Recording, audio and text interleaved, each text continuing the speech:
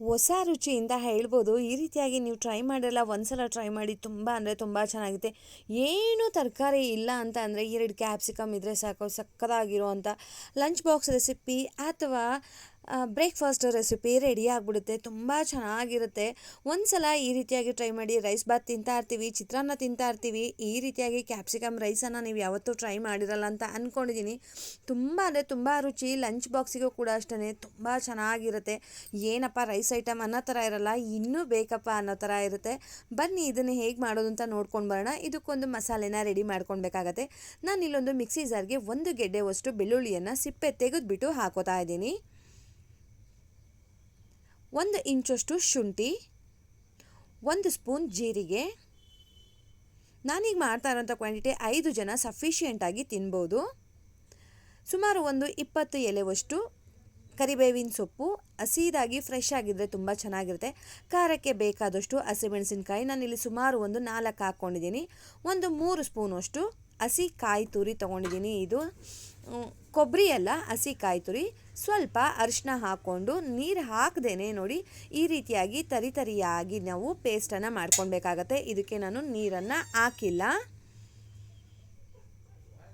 ಇವಾಗ ರೆಡಿ ಆಗಿದೆ. ಬನ್ನಿ ಈಗ ಒಗ್ಗರಣೆ ಹೇಗೆ ಮಾಡೋದು ಅಂತ ನೋಡ್ಕೊಂಡು ಬರೋಣ. ನಾನು ಇಲ್ಲೊಂದು ಪ್ಯಾನ್ ತೊಗೊಂಡಿದ್ದೀನಿ. ಸ್ವಲ್ಪ ದಪ್ಪ ತಳ ಇರೋದು ತೊಗೊಂಡ್ರೆ ತುಂಬ ಚೆನ್ನಾಗಿರುತ್ತೆ.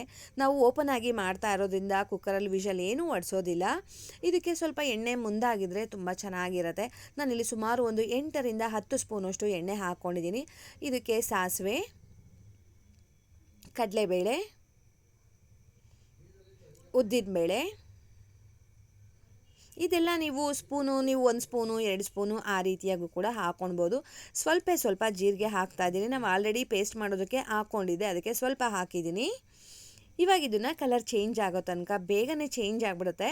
ಒಂದು 5 ರಿಂದ 8 ಸೆಕೆಂಡ್ ಒಳಗಡೆ ಆಗಿಬಿಡುತ್ತೆ. ಒಂದು ಸಲ ಮಿಕ್ಸ್ ಮಾಡ್ಕೊಳ್ಳೋಣ. ತುಂಬ ಚೆನ್ನಾಗಿರುತ್ತೆ ಮತ್ತು ಕ್ವಿಕ್ಕಾಗಿ ಆಗೋಗ್ಬಿಡುತ್ತೆ. ಸ್ವಲ್ಪ ಕರಿಬೇವಿನ ಸೊಪ್ಪು, ನಾವು ಯಾವುದನ್ನೆಲ್ಲ ರುಬ್ಬಕ್ಕೆ ಹಾಕ್ಕೊಂಡಿದ್ವಿ ಅಲ್ವಾ, ಸೊ ಅದಕ್ಕೆ ಬೇರೆ ಐಟಮ್ಸ್ನೆಲ್ಲ ಸ್ವಲ್ಪನೇ ಇದಕ್ಕೆ ಹಾಕ್ಕೊಳ್ಬೇಕಾಗತ್ತೆ. ನಾನಿಲ್ಲಿ ಸುಮಾರು ಒಂದು 2 ದಪ್ಪದಾಗಿರುವಂಥ ಕ್ಯಾಪ್ಸಿಕಮನ್ನು ಈ ರೀತಿಯಾಗಿ ಕಟ್ ಮಾಡಿ ತೊಗೊಂಡಿದ್ದೀನಿ. ಅದರಲ್ಲಿ ಇರೋ ಅಂಥ ಬೀಜನ ಹಾಕಬಾರ್ದು, ಆರೋಗ್ಯಕ್ಕೆ ಅಷ್ಟು ಒಳ್ಳೆಯದಲ್ಲ. ಇದನ್ನು ಚೆನ್ನಾಗಿ ಫ್ರೈ ಮಾಡ್ಕೊಳ್ಳೋಣ. ಒಂದು 3/4 ಭಾಗ ಫ್ರೈ ಆಗಬೇಕು ಸ್ನೇಹಿತರೆ, ಪೂರ್ತಿಯಾಗಿಯೂ ಫ್ರೈ ಆಗಬಾರ್ದು, ಇದು ಚೆನ್ನಾಗಿರೋದಿಲ್ಲ.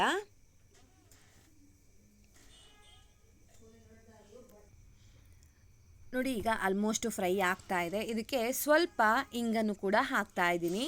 ಹಿಂಗೆ ಹಾಕಿದ ಮೇಲೆ ಒಂದು ರೌಂಡು ಮಿಕ್ಸ್ ಮಾಡ್ಕೋತಾ ಇದ್ದೀನಿ.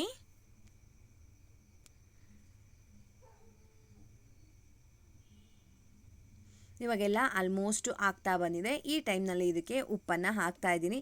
ಮುಂಚೆನೇ ಯಾಕೆ ಉಪ್ಪು ಹಾಕಲಿಲ್ಲ ಅಂದರೆ ಮೆತ್ತವಾಗಿಬಿಡುತ್ತೆ. ಒಗ್ಗರಣೆಯಲ್ಲಿ ಫ್ರೈ ಆದರೆ ಕ್ಯಾಪ್ಸಿಕಮ್ ತುಂಬ ಚೆನ್ನಾಗಿರುತ್ತೆ. ಇವಾಗ ಉಪ್ಪು ಹಾಕಿದ ಮೇಲೆ ಸ್ವಲ್ಪ ಚೆನ್ನಾಗಿ ಮಿಕ್ಸ್ ಮಾಡಿ.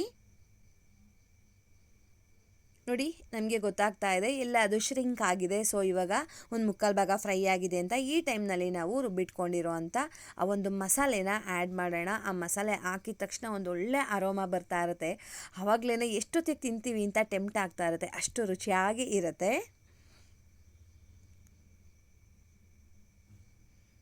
ನೋಡಿ ಆಲ್ಮೋಸ್ಟು ಇದು ಆಗ್ತಾ ಬಂದಿದೆ.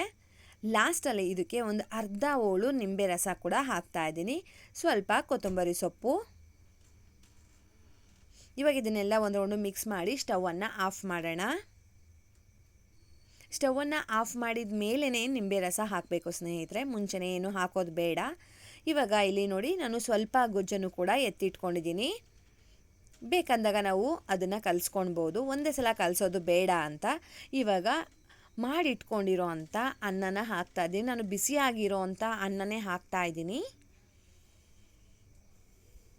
ಆದಷ್ಟು ರೈಸ್ ಐಟಮ್ನ ಬಿಸಿಯಾಗಿ ತಿಂತಾ ಇದ್ರೇ ತುಂಬ ಚೆನ್ನಾಗಿರುತ್ತೆ. ತಣ್ಣಗೆ ಮಾಡಿದ್ರೆ ಚೆನ್ನಾಗಿರೋದಿಲ್ಲ. ಸೊ ನಾನು ಆದಾಗೆ ಬಿಸಿಯಾಗಿರೋಂಥ ಅನ್ನನೇ ಹಾಕಿ ನಿಧಾನಕ್ಕೆ ಮಿಕ್ಸ್ ಮಾಡ್ತೀನಿ. ಆವಾಗ ಒಂಥರ ಅಂಟು ಥರ ಆಗೋದಿಲ್ಲ, ಮುದ್ದೆ ಥರ ಅನ್ನ ಆಗೋದಿಲ್ಲ. ನಾವು ಅನ್ನ ಮಾಡೋಕ್ಕೂ ಮುಂಚೆ ಅಕ್ಕಿಯನ್ನು ನೆನೆಸ್ಬಿಟ್ಟು ಅನ್ನ ಮಾಡಿದ್ರೆ ತುಂಬ ಚೆನ್ನಾಗಿ ಆಗುತ್ತೆ, ಬಿಡುವಾಗಿಯೂ ಇರುತ್ತೆ ಮತ್ತು ಮೆತ್ತವಾಗಿಯೂ ಇರುತ್ತೆ. ಆವಾಗ ಒಂದಕ್ಕೊಂದು ಅಂಟೋದಿಲ್ಲ. ನೋಡಿ ಈವನಾಗಿ ಇವಾಗ ಮಿಕ್ಸ್ ಮಾಡಿದ್ದೀನಿ. ಇವಾಗ ತುಂಬ ರುಚಿಯಾಗಿರೋವಂಥ ಟೇಸ್ಟಿಯಾಗಿರೋವಂಥ ಕ್ವಿಕ್ಕಾಗಿ ಆಗೋವಂಥ ಕ್ಯಾಪ್ಸಿಕಮ್ ರೈಸ್ ರೆಡಿ ಆಗಿದೆ ಸ್ನೇಹಿತರೆ. ಲಾಸ್ಟಲ್ಲಿ ಗಾರ್ನಿಷ್ಗೆ ಕೊತ್ತಂಬರಿ ಸೊಪ್ಪನ್ನು ಹಾಕ್ತಾಯಿದ್ದೀನಿ. ನೀವೇ ನೋಡ್ತಿದ್ದೀರಾ ಎಷ್ಟು ಬೇಗ ಎಷ್ಟು ಚೆನ್ನಾಗಿ ಆಗಿದೆ ಅಂತ. ಸೊ ನೀವು ಕೂಡ ಈ ಒಂದು ಸೂಪರ್ ಆಗಿರುವಂಥ ರೆಸಿಪಿಯನ್ನು ಟ್ರೈ ಮಾಡಿ, ಖಂಡಿತವಾಗಿಯೂ ನಿಮಗೆ ಇಷ್ಟ ಆಗುತ್ತೆ ಮತ್ತು ಕ್ವಿಕ್ಕಾಗುತ್ತೆ. ಬೆಳಗ್ಗೆ ಟೈಮ್ನಲ್ಲಿ ಅಷ್ಟು ಟೈಮ್ ಇಲ್ಲ ಅಂತ ಅನ್ನೋರು ಈ ಒಂದು ರೆಸಿಪಿಯನ್ನು ಟ್ರೈ ಮಾಡಿ. ನಾನೇನು ಪ್ಲ್ಯಾನೇ ಮಾಡಿಲ್ಲ ಏನು ತಿಂಡಿ ಮಾಡೋದು ಅಂತ ಯೋಚನೆ ಮಾಡ್ತಿದ್ದೀರಾ, ಹಾಗಿದ್ರೆ ಈ ಒಂದು ತಿಂಡಿಯನ್ನು ಮಾಡಿ. ತುಂಬ ಚೆನ್ನಾಗಿರುತ್ತೆ, ಟೇಸ್ಟಿಯಾಗಿರುತ್ತೆ ಮತ್ತು ಕಡಿಮೆ ಇಂಗ್ರೀಡಿಯೆಂಟ್ಸಲ್ಲಿ ರುಚಿಯಾಗಿರೋ ಅಂಥ ತುಂಬ ಅದ್ಭುತವಾಗಿರುವಂಥ ರುಚಿಯಾಗಿರುವಂಥ ಕ್ಯಾಪ್ಸಿಕಮ್ ರೈಸ್ ರೆಡಿ ಆಯಿತು. ಹೋಗಿ ಬರಲಾ? ಬಾಯ್ ಸ್ನೇಹಿತರೆ, ನಮಸ್ತೆ.